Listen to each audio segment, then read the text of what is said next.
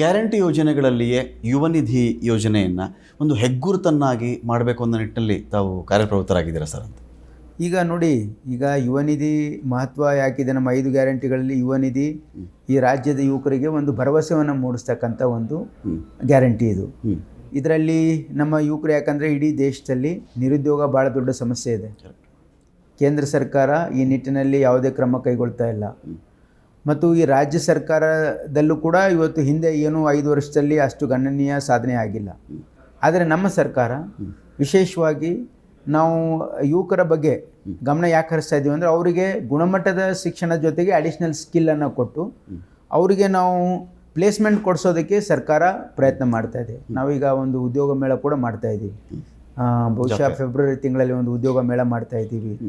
ಮತ್ತು ಅದರ ಜೊತೆಗೆ ನಾವು ಅಡಿಷ್ನಲ್ ಸ್ಕಿಲ್, ಈಗ ನಮ್ಮ ಸ್ಕಿಲ್ ಡೆವಲಪ್ಮೆಂಟ್ ಕಾರ್ಪೊರೇಷನ್ ವತಿಯಿಂದ 2 ಹೊಸ ಪ್ರೋಗ್ರಾಮನ್ನು ಮಾಡ್ತಾಯಿದ್ದೀವಿ. ಒಂದು ಕಲಿಕೆ ಜೊತೆ ಕೌಶಲ್ಯ, ಅಂದರೆ ಓದುವಾಗಲೇ ಅವರಿಗೆ ಎಂಪ್ಲಾಯಬಲ್ ಸ್ಕಿಲ್ಲನ್ನು, ಶಾರ್ಟ್ ಟರ್ಮ್ ಸ್ಕಿಲ್ಲನ್ನು ಕೊಡೋದಕ್ಕೆ ಕೂಡ ನಾವು ಈಗ ಒಂದು ಎಕ್ಸ್ಪ್ರೆಷನ್ ಆಫ್ ಇಂಟ್ರೆಸ್ಟನ್ನು ಕರೆಸಿದ್ದೀವಿ. ರೆಪ್ಯೂಟೆಡ್ ಬ್ಲೂ ಚಿಪ್ ಕಂಪನೀಸು ಮುಂದೆ ಬರ್ತಾ ಇವೆ. ಮತ್ತು ಇನ್ನೊಂದು ಪ್ಲೇಸ್ಮೆಂಟ್ ಲಿಂಕ್ಡ್ ಟ್ರೈನಿಂಗ್ನು ಮಾಡ್ತಾಯಿದ್ವಿ. ಯಾರು ಇಂಡಸ್ಟ್ರಿ ಪಾರ್ಟ್ನರ್ಸ್ ಇರ್ತಾರೆ, ಯಾರಿಗೆ ಎಂಪ್ಲಾಯೀಸ್ ಅವಶ್ಯಕತೆ ಇದೆ, ಅವರಿಗೆ ಯಾವ ಸ್ಕಿಲ್ ಬೇಕು ಅವರೇ ಅದನ್ನು ಸ್ಕಿಲ್ ಕೊಡೋದಕ್ಕೆ ನಾವು ಟ್ರೈನಿಂಗ್ ಕಾಸ್ಟ್ ಕೊಡ್ತೀವಿ ಅಂತ ಹೇಳಿದ್ವಿ. ಅವ್ರಿಗೇನು ಹೇಳ್ತಾ ಇದ್ದೀವಿ ಅಂದರೆ, ನೀವು ಮುಂದೆ ಬನ್ನಿ, ಈಗ ನಮ್ಮ ಯುವ ನಿಧಿಯಲ್ಲಿ ಯಾರ್ಯಾರು ಎನ್ರೋಲ್ ಆಗಿದ್ದಾರೆ ಅವ್ರಿಗೇನು ಅಡಿಷ್ನಲ್ ಟ್ರೈನಿಂಗ್ ಬೇಕು ನಿಮ್ಮ ಪ್ರಕಾರ, ನಿಮಗೆ ರಿಕ್ವೈರ್ಮೆಂಟ್ ಪ್ರಕಾರ ಅದನ್ನು ಟ್ರೈನಿಂಗ್ ಕೊಡಿ, ಆ ಟ್ರೈನಿಂಗ್ ಕಾಸ್ಟ್ ನಾವು ಕೊಡ್ತೀವಿ, ಅದ್ರ ಪ್ಲೇಸ್ಮೆಂಟ್ ನೀವು ಕೊಡಬೇಕು ಅನ್ನೋ ಒಂದು ಮಾಡೆಲಲ್ಲೂ ಕೂಡ ನಾವು ಅದಕ್ಕೆ ಪ್ರಯತ್ನ ಮಾಡ್ತಾ ಇದ್ದೀವಿ.